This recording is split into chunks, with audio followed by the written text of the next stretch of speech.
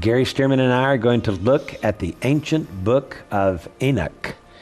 It is a book that was quite popular during the first 700 years of church history, but then faded from sight.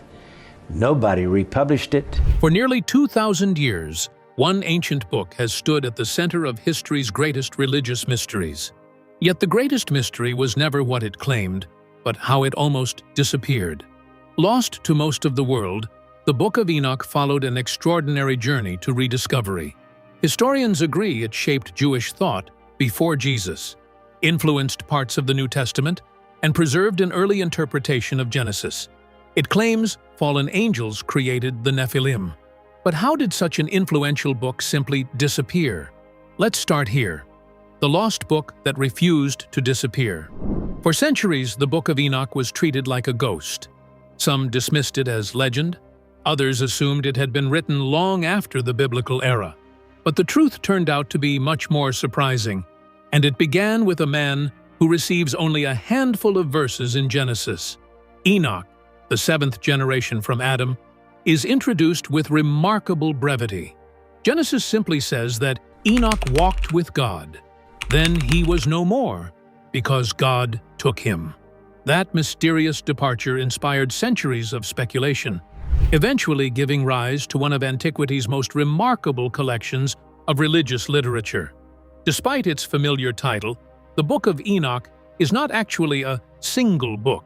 What scholars call First Enoch is a compilation of several independent works composed over hundreds of years, generally between the 3rd century BC and the 1st century BC. These include the Book of the Watchers, the Book of Parables, the Astronomical Book, the Dream Visions, and the Epistle of Enoch. Each section reflects different historical moments, authors, and theological concerns, yet together they weave an extraordinary narrative about heavenly beings, divine judgment, and humanity's earliest history. Modern scholars classify these texts as pseudepigrapha. They assert that Enoch himself did not pen these writings. Instead, these works were written under the name of a revered ancient figure, to lend authority to their message. This literary practice was common throughout the ancient Near East. Yet something remarkable happened after these writings became widely known. While the Book of Enoch circulated extensively during the Second Temple period, it gradually disappeared from most Jewish communities after the destruction of the Second Temple in Jerusalem in the year 70 AD. As Christianity developed its biblical canon over the following centuries, most churches also excluded Enoch, despite the Epistle of Jude directly quoting it. Church leaders such as Augustine of Hippo questioned its authorship and authority, while others simply regarded it as valuable but not inspired scripture.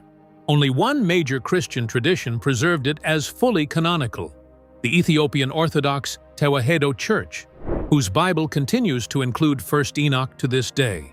Had that tradition not safeguarded the text for centuries, the book might have disappeared entirely. The story takes another dramatic turn in the late 18th century with Scottish explorer James Bruce. After years traveling through northeast Africa in search of the source of the Blue Nile, Bruce returned to Europe in the year 1773, carrying 3 handwritten Ge'ez manuscripts of the Book of Enoch from Ethiopia. Many European scholars initially doubted his claims, believing such a book had either never existed or had survived only in scattered quotations. Bruce's manuscripts changed that overnight. The debate changed in the 20th century. In 1947, Bedouin shepherds discovered the Dead Sea Scrolls in caves near Qumran. Among nearly 1,000 manuscripts were Aramaic fragments of First Enoch, dated between the 2nd and 1st centuries BC. For the first time, scholars had clear evidence that the Book of Enoch was an ancient Jewish text, not a later medieval creation, as many skeptics had claimed. These fragments demonstrated beyond reasonable doubt that large portions of the text existed centuries before the birth of Jesus. Even more intriguing, the caves also yielded related works such as the Book of Giants, confirming that the Enochic tradition formed a significant part of the religious library used by at least one Jewish community during the Second Temple era. Those discoveries forced scholars to rethink long-held assumptions. Instead of being a medieval curiosity, First Enoch was now one of the most important sources for understanding ancient Jewish beliefs about angels, judgment, heaven, evil, and the coming Messiah. Researchers also recognized striking connections with the New Testament. The Epistle of Jude explicitly quotes Enoch, while the second Epistle of Peter appears to draw upon similar traditions concerning rebellious angels imprisoned before the flood. So, what do these texts say? What was considered so dangerous or unorthodox that it just had to be erased? 4 verses that started thousands of years of debate. Buried near the opening of Genesis, occupying only a handful of lines, they have sparked more debate than entire books of the Bible. Genesis chapter 6, verses 1 through 4, introduces mysterious figures called the sons of God, mentions human women described as the daughters of men, and then almost casually adds that the Nephilim were on the earth in those days. The passage itself is astonishingly brief. It says that as humanity multiplied, the sons of God saw that the daughters of men were beautiful and took wives from among them. Then comes the enigmatic statement that the Nephilim were on the earth in those days and also afterward, when these unions occurred. The text concludes by calling them the mighty men of old, the men of renown. That is essentially all Genesis says. It never identifies who the sons of God were, never defines the Nephilim, never describes their appearance, and never explicitly states whether the Nephilim resulted from these unions or were already present. The Hebrew word Nephilim itself appears only here and again in the Book of Numbers. Ancient readers immediately recognized that something important had been left unexplained. During the Second Temple period, Jewish writers began expanding these verses into far more detailed narratives. The earliest surviving example is the Book of Enoch, particularly its Book of the Watchers, composed several centuries before the birth of Christ. There, the mysterious sons of God become 200 heavenly beings known as Watchers who descend to earth, marry human women, teach forbidden knowledge, and father the giant Nephilim. It is the oldest complete interpretation of Genesis 6 that has survived, but historians are careful to distinguish between Genesis itself and Enoch's expansion. Enoch is not quoting hidden chapters of Genesis. Rather, it offers one ancient Jewish explanation for verses that had already become deeply puzzling. The first major interpretation, often called the angelic view, identifies the sons of God as heavenly beings. This reading was widespread among many Jewish communities before the 1st century AD and appears to be reflected in the Book of Enoch, the Book of Jubilees, and several manuscripts found among the Dead Sea Scrolls. Supporters also point to the Hebrew phrase Bene ha-Elohim, sons of God, which elsewhere in the Old Testament, particularly in the book of Job, refers to members of God's heavenly court. The New Testament has often entered this discussion as well. The Epistle of Jude quotes Enoch directly, while the second Epistle of Peter speaks of angels who sinned and were imprisoned before the flood. Although neither passage explicitly interprets Genesis 6, many scholars believe they demonstrate that the angelic interpretation was well known in certain early Jewish and Christian circles. Not everyone agreed. A second interpretation emerged that viewed the sons of God as powerful human rulers, rather than supernatural beings. Some Jewish commentators and later Christian interpreters argued that ancient Near Eastern kings frequently claimed divine status, calling themselves sons of gods or representatives of heaven. Under this view, Genesis condemns tyrannical rulers who abused their authority by taking women as they pleased. The Nephilim, in this reading, become legendary warriors or violent elites.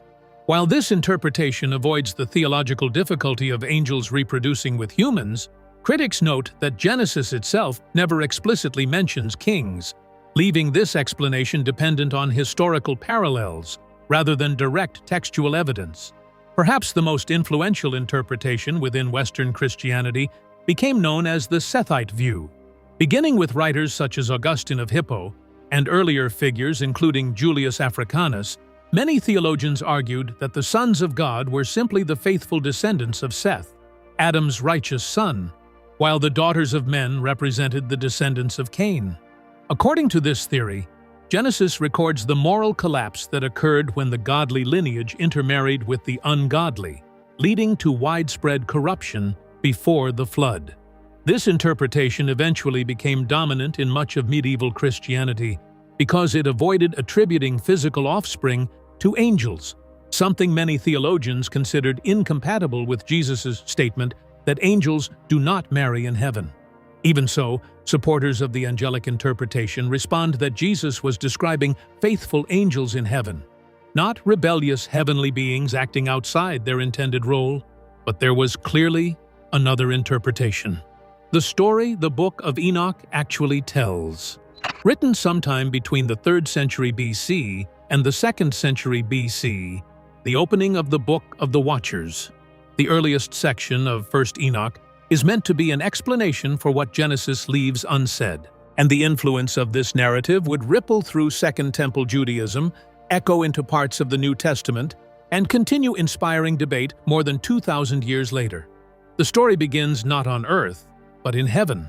The Book of Enoch introduces a group of celestial beings known as the Watchers, a term that also appears in the Book of Daniel, where Watchers are heavenly figures who pronounce judgment upon King Nebuchadnezzar. In Enoch, however, the concept becomes much more detailed. The text names their leader as Shemyaza, sometimes spelled Semjaza or Semyaza, and says he commanded a company of 200 watchers. Unlike Genesis, which never identifies the sons of God, Enoch explicitly portrays these beings as angels who become captivated by human beauty. The text describes them looking upon the daughters of men and making a decision they fully understand will bring severe consequences. That conscious choice to rebel becomes the turning point of the entire narrative. According to Enoch, the Watchers descend to earth on Mount Hermon, a towering peak rising above the borders of modern-day Syria, Lebanon, and Israel. The mountain was already significant in ancient geography because of its imposing height and commanding view over the surrounding lands. Enoch gives it an even greater role by describing it as the place where the Watchers swore a solemn oath.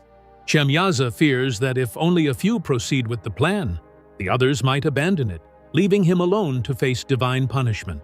So all 200 bind themselves together with a mutual curse, pledging that every one of them will participate. Some scholars have suggested that the choice of Mount Hermon may involve a wordplay with the Hebrew root associated with devoting or placing under a curse, although that interpretation remains debated. The rebellion quickly escalates. Enoch claims that the Watchers took human women as wives and fathered children. These offspring become the Nephilim, described not merely as unusually tall people, but as gigantic beings whose appetite grows beyond control. The text presents them as consuming humanity's food supply before turning against animals and eventually against people themselves. Cannibalism, bloodshed, and widespread violence follow. Genesis simply states that the Nephilim were mighty men of old, men of renown. Enoch transforms that brief description into a sweeping explanation for why the world descended into chaos before the flood. This is one of the defining features that distinguishes Enoch from the biblical account. Yet the giants are only part of the corruption. The Watchers are also accused of teaching humanity knowledge that the text considers dangerous because it arrived before its proper time. One of the most prominent figures is Azazel, who is blamed for introducing metallurgy, the forging of swords, knives, shields, and armor, effectively linking technological advancement with organized warfare. Other Watchers reveal astrology, celestial observation, enchantments, divination, the interpretation of signs, and the cutting of roots for magical purposes. The text even attributes the spread of cosmetics and ornamental jewelry to these heavenly teachers, arguing that vanity and moral corruption followed. Modern readers often find these details surprising because many of these skills are viewed today as ordinary aspects of civilization. Enoch, however, reflects an ancient worldview in which knowledge itself could become destructive when obtained through rebellion rather than divine permission. As violence spreads across the earth, Enoch describes creation itself crying out for justice. Human suffering reaches heaven. God decides to act. Rather than intervening directly, the text introduces 4 archangels: Michael, Gabriel, Raphael, and Uriel, each assigned a specific role in restoring order. Raphael is instructed to bind Azazel in the wilderness until the final judgment. Gabriel is sent to destroy the giants by setting them against one another. Michael is commanded to imprison Shemyaza and the other watchers beneath the earth until the day of ultimate judgment. Uriel, meanwhile, warns Noah about the coming flood, preserving humanity's future through one righteous family. These episodes are unique to Enoch and do not appear in Genesis, although later Jewish literature preserves similar traditions about rebellious angels awaiting judgment. Fragments of the Book of the Watchers were discovered among the Dead Sea Scrolls at Qumran, confirming that these traditions circulated widely before the birth of Jesus. Related works, such as the Book of Giants, expand the story further. Clearly, some Jewish communities regarded the Watchers as central to understanding the origins of evil. The Epistle of Jude later quotes Enoch directly, while the second Epistle of Peter appears familiar with similar traditions. But you see, the story refuses to stay inside one book. Echoes across ancient civilizations. Long before modern readers compared Genesis with the Book of Enoch, ancient civilizations across the Near East and Mediterranean were preserving remarkably similar themes in their own ways. Divine beings descending from heaven, heroic figures with extraordinary strength, kings who ruled before a great flood, catastrophes that erased entire worlds. These parallels have fueled centuries of debate. Did one tradition borrow from another? Did they preserve memories of the same distant events? Or are they simply examples of different cultures wrestling with the same timeless questions? We see a complex web of shared cultural influences stretching across thousands of years. One of the closest parallels comes from ancient Mesopotamia. Long before the Book of Enoch was composed, Babylonian and Assyrian texts described mysterious figures known as the Apkallu, often translated as wise sages. According to Mesopotamian tradition, these beings lived before the Great Flood and were sent by the god Enki, known as Ea in Akkadian tradition, to teach humanity the foundations of civilization. They introduced writing, architecture, agriculture, law, temple construction, mathematics, and ritual practices. Some artistic depictions portray the Apkallu as human-like figures wearing fish cloaks or possessing supernatural features. Unlike Enoch's Watchers, the Apkallu were generally viewed as benefactors rather than rebels. Yet scholars have long noted the intriguing resemblance. Both traditions describe heavenly or semi-divine beings who descended before the flood and transmitted specialized knowledge to humanity. Then there's the Sumerian king list, one of the most famous documents recovered from ancient Mesopotamia. Compiled during the early 2nd millennium BC, but drawing upon much older traditions, the list describes kings who ruled before the flood for astonishing lengths of time. One ruler, Alulim of Eridu, is credited with reigning for 28,800 years, while others supposedly ruled for tens of thousands of years before a great deluge swept the world away. After the flood, royal reigns suddenly become dramatically shorter, eventually approaching historically plausible figures. The overall structure, a world before the flood, populated by extraordinary rulers, followed by a catastrophic reset, has invited comparison with both Genesis and Enoch. Across the Mediterranean, Greek mythology introduces another familiar pattern. The gods repeatedly form relationships with mortal women, producing heroes who stand between the human and divine worlds. Zeus fathers Heracles, renowned for his unmatched strength and legendary labors. He also fathers Perseus, the slayer of Medusa, while other Olympian gods produce famous figures such as Minos, Helen of Troy, and many more. These heroes are not giants in every case, but they possess abilities far beyond ordinary humans and often become founders of kingdoms or legendary dynasties. Some modern writers have suggested connections between these stories and the Nephilim tradition. Greek mythology also preserves stories of giants through an entirely different tradition. The Gigantes, born from the blood of Uranus after his overthrow, wage war against the Olympian gods during the Gigantomachy. Even earlier stand the Titans, primordial beings who challenge Zeus before the rise of the familiar Olympian order. These conflicts echo a broader ancient fascination with cosmic rebellion, divine warfare, and the establishment of order after chaos. Unlike the Book of Enoch, however, the Greek giants are not presented as descendants of angels and human women. They belong to a distinct mythological framework centered on the succession of divine generations. The similarities are thematic rather than narrative. Many cultures developed stories about oversized beings and cosmic battles. But why? Perhaps the strongest point of comparison is the flood itself. The Book of Enoch expands the biblical account by presenting the corruption caused by the Watchers and the Nephilim as one of the reasons divine judgment became necessary. Mesopotamian literature preserves its own flood traditions, most famously in the Epic of Gilgamesh, where the survivor Utnapishtim recounts how the gods decided to destroy humanity before warning him to build a great vessel. Earlier still, the Atrahasis epic describes a catastrophic flood sent after humanity multiplied beyond what the gods wished to tolerate. The biblical account of Noah shares broad structural similarities with these Mesopotamian narratives. Beyond Mesopotamia and Greece, echoes appear in Egyptian, Canaanite, and even later Roman literature, where stories of divine ancestry and heroic founders become recurring themes. Yet historians repeatedly caution against oversimplifying these parallels. Similarity does not automatically prove borrowing. Civilizations often confronted the same existential questions. Where did knowledge come from? Why is there evil? Why do floods appear in collective memory? Why do ancient heroes seem larger than life? Different cultures answered those questions in different ways, drawing upon their own religious beliefs and historical experiences. The Book of Enoch is one remarkable expression of that search. Giants in art, poetry, and medieval imagination. Even after many people stopped reading the Book of Enoch, artists never stopped imagining its monsters. The text itself faded from most of Europe after late antiquity, surviving primarily in Ethiopia. Yet its themes refused to disappear. Giants, rebellious heavenly beings, and catastrophic judgment continued to haunt painters, poets, sculptors, and storytellers for centuries. Some of the earliest surviving images of biblical giants appear in ancient and medieval manuscripts.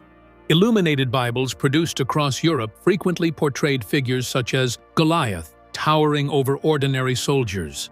Medieval artists rarely distinguished between the Nephilim of Genesis and later biblical giants, blending different traditions into a single visual language. In mosaics, carved capitals, and illustrated psalters, giant warriors became symbols of chaos, pride, and opposition to God. Although these artists often had no direct access to the Book of Enoch itself, they inherited centuries of interpretation that had already associated the earliest giants with humanity's corruption before the flood. While Western Europe gradually lost access to Enoch, the story survived within the manuscripts of the Ethiopian Orthodox Tewahedo Church. Written in the ancient Ge'ez language, these richly decorated manuscripts preserved both the text and an artistic tradition surrounding it. Ethiopian religious art often depicts angels with large, expressive eyes, brilliant robes, and powerful wings, emphasizing their role as heavenly messengers. Although surviving illustrations rarely attempt a detailed visual narrative of the Watchers themselves, the continued preservation of Enoch within Ethiopian Christianity ensured that its themes remained part of a living religious tradition rather than a forgotten historical curiosity. Byzantine art, meanwhile, developed its own powerful imagery of angels, archangels, and heavenly courts. While these works generally followed canonical scripture rather than Enoch, they helped shape the visual vocabulary later generations would associate with celestial rebellion and divine judgment. The Renaissance transformed biblical giants into symbols of both physical power and human ambition. Artists became fascinated with heroic anatomy, dramatic movement, and monumental scale. Michelangelo famously portrayed David not after defeating Goliath, but in the tense moment before battle, emphasizing the contrast between youthful courage and overwhelming strength. Although Goliath belongs to a much later biblical period than the Nephilim, Renaissance audiences often viewed all biblical giants as part of the same larger tradition. Scholars also revisited ancient Hebrew, Greek, and Latin texts. Perhaps no medieval writer captured the symbolic power of giants more memorably than Dante Alighieri. In the Divine Comedy, completed during the early 14th century, Giants stand between the 8th and 9th circles of hell. Dante includes figures such as Nimrod, Ephialtes, and Antaeus, drawing from both biblical and classical traditions. These giants are not just big. They embody rebellion, arrogance, and humanity's attempt to challenge divine authority. Although Dante never directly retells Enoch's story, his placement of giants as monumental reminders of cosmic disorder echoes themes that readers of Enoch would have immediately recognized. The image of rebellious heavenly beings reached another milestone with John Milton and his epic Paradise Lost, first published in the year 1667. Milton focuses on Satan's revolt rather than the Watchers of Enoch, yet many scholars note striking thematic similarities. Fallen angels descending from heaven, corruption entering the human world, and catastrophic consequences all resonate with ideas preserved in Enochic literature.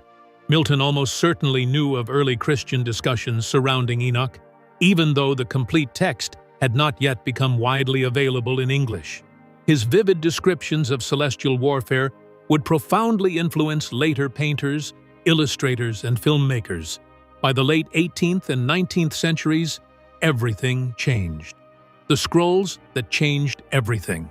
In the year 1768, Scottish explorer James Bruce set out on an ambitious expedition through Egypt, Sudan, and Ethiopia in search of the source of the Blue Nile, a geographical mystery that had fascinated Europeans since antiquity. During his stay in Ethiopia, Bruce visited monasteries where he learned that the long-lost Book of Enoch had been preserved for centuries in the ancient Ge'ez language as part of the Ethiopian Orthodox biblical canon. Recognizing its importance, he acquired 3 handwritten manuscripts and carried them back to Europe when he returned in the year 1773. At first, many scholars doubted his account, believing the book either no longer existed or had survived only in scattered quotations from early Christian writers. Bruce's manuscripts proved otherwise. For the first time in well over 1,000 years, European scholars had access to the complete Book of Enoch, laying the foundation for its eventual translation and scholarly study. Around the same period, visionary artist William Blake was producing dramatic biblical illustrations filled with radiant angels, colossal figures, and apocalyptic landscapes. Blake did not simply illustrate scripture. He reimagined it through intensely symbolic imagery. Although he was influenced by many mystical traditions rather than Enoch alone, later audiences frequently connected his towering celestial beings with the newly rediscovered Enochic imagination. The Victorian era embraced this rediscovery with remarkable enthusiasm. Archaeology was uncovering the civilizations of Egypt, Assyria, and Babylon, while the Dead Sea region and the ancient Near East increasingly captured the public imagination. Writers explored lost civilizations, mysterious races, and forgotten scriptures with renewed excitement. Then, during the spring of 1947, near the ancient ruins of Qumran, overlooking the northwestern shore of the Dead Sea, a young Bedouin shepherd, searching for a stray goat, threw a stone into a cave and heard the unmistakable sound of breaking pottery. Curious, he climbed inside and found tall clay jars containing weathered scrolls wrapped in linen. That accidental discovery eventually led archaeologists to uncover 11 caves containing nearly 1,000 manuscripts and fragments. Together, they became known as the Dead Sea Scrolls. Hidden away sometime before the Roman destruction of the region around the year 70 AD, the scrolls preserved an extraordinary snapshot of Jewish religious life during the Second Temple period. Among those discoveries were multiple Aramaic fragments of the Book of Enoch. This finding changed decades of scholarship almost overnight.